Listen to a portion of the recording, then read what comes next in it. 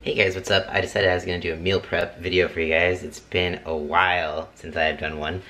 And first I thought I would start you off with how I'm going to cook my chicken, doing it a little bit differently than I have in the past, where normally I just bake it. This time I'm going to use this crock pot. I'm going to put this to use because it's really easy. It's something that you can just start cooking and leave it, like go do your thing for a while, and yeah, so let's get started. So first I'm just gonna start by putting the chicken.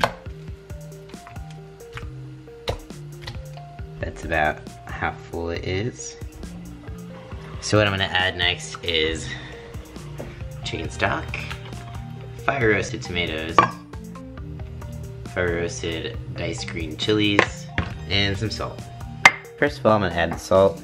I'm gonna start off with a little bit because you can always add more later. You can't take salt out. Diced green chilies. These are mild. I do not like super spicy food, so don't worry about that. Fire roasted tomatoes. Just gonna pour all of those in there. And then a little bit of chicken stock. You can also use water if you do not have chicken stock. I just like using chicken stock because it gives it a little bit more flavor. And that should be good. Probably started off at 3 hours. So there you go. While the chicken is cooking, I'm going to start on these butternut squash because these also take forever. I've got my oven preheated to 375. And it'll probably take at least an hour. I like these to be not only done, but kind of caramelized. I'll show you how I do that. Butternut squash can be kind of tricky, but the trick to not cutting yourself when it comes to anything that's kind of odd shaped is to always cut and make a flat surface. So what I like to do first is cut off the end of that, and then I get the other end, cut that off. So now I've got like a stable flat surface, and now I'm just gonna go right down the middle, and there we go. I'm just gonna scoop out the seeds.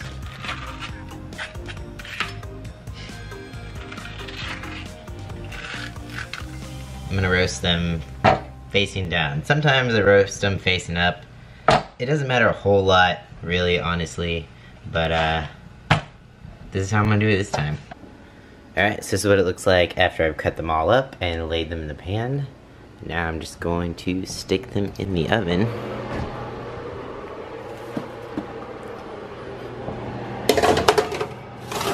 And leave them in there for, I'm gonna check on them in about an hour. So while I wait for at least the butternut squash to get done, I'm gonna start prepping out vegetables. This is probably my least favorite part just because it's more tedious, but I've got some zucchini, some red cabbage, and some rainbow carrots, and I'm gonna steam them. And the reason that I choose steaming is because, number one, they're easier to track. I can control a lot more of what goes into the vegetable instead of just throwing some oil on them and roasting it. So I can always add in oil later, or some sort of fat in later, some avocado on top later, and then I can track that separately, and it's just easier for me. Number two, it's a lot easier and it's a lot faster if you're utilizing both the stove and the oven at the same time. So normally I would have also chicken down here, but if I'm using stove and oven at the same time, it's easier. I can get it done faster. I don't have to wait for something to be done roasting in order to move on to the next step. So that's normally why I steam things, and yeah, if that's why you guys are wondering. I do prefer roasted vegetables taste-wise, and that's also another thing when it comes to meal prep cooking and just regular cooking. They're completely two different things for me. When I'm meal prepping for myself, I'm not as concerned about technique, or, I mean, to a certain extent, I'm concerned about flavor. I need it to taste good for myself, but I do it a lot differently if I was cooking for someone else, if it was like a fancy dinner, if it was a special occasion. This is not how I would cook for somebody else. Just to put that on the record. And yeah, so I'm gonna start cutting up some vegetables.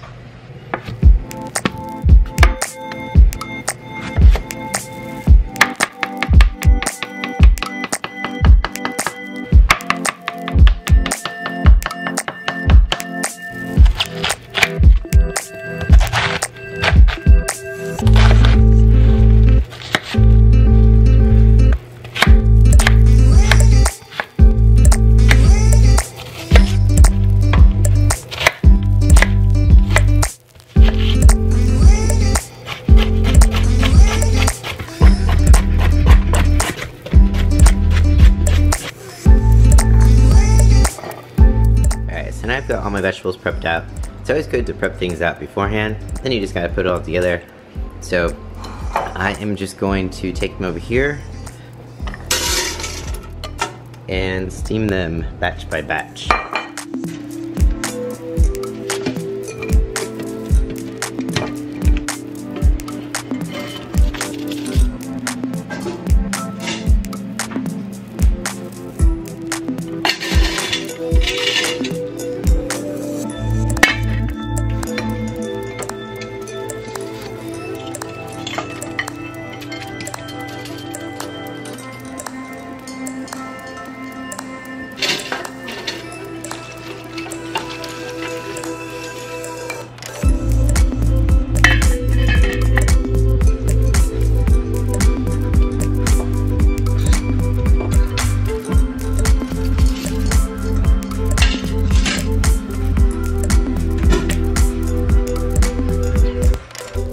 Alright, now all my vegetables are done, as well as the butternut squash. And you can tell these are done by just poking them nice and soft. So now I'm just waiting on the chicken. It has got a long way to go. I'm guessing at least another 2 hours. So in the meantime, I think I'm gonna watch some Netflix, and then I'll come back to this. See you in a bit. Alright, it's time to check out this chicken. So it is looking pretty good. Let's see if I can. So now it's coming apart pretty easily. So I'm probably just gonna continue to shred it a bit, and it's gonna be ready to put up with the rest of my vegetables in my meal prep containers, and then I will be done. Alright, so this is what it looks like. This is the end product after shredding it up a little bit more with a fork. I did end up adding a little bit of chili powder and a little bit of cumin to give it a more flavor. It just felt like it was lacking, so if you make this, make sure to add this to the pot.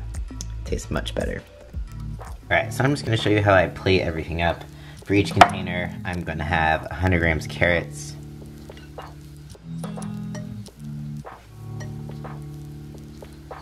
and then I'm just going to season as I go. Toss that up a little bit. I'm gonna do 100 grams of cabbage. A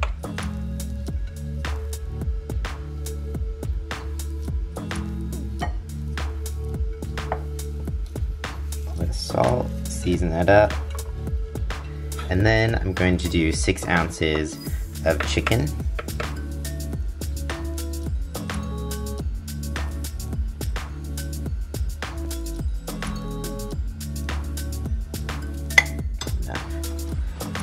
Alright, so that is how I'm going to do each of these little small meals for my lunch prep.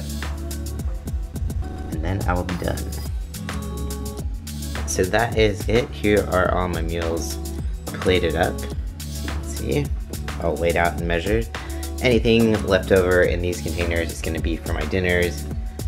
The butternut squash over here is also going to be for dinner as a post-workout carb higher meal, I guess. Since I am trying to lean out, I'm going to leave the heavier carbs out of my lunches for now. But this is what my meal prep usually looks like each week. Alright guys, that's it. Thanks again for watching my meal prep video. I usually do this on Instagram now, but I decided to do one for you on YouTube. So if you don't follow me on Instagram, follow me there. I tend to do those weekly on the Instagram stories. But thank you so much for watching. If you have any questions, please feel free to leave them down below. Hit the thumbs up button if you like this video, and subscribe, and peace out. I will see you next time.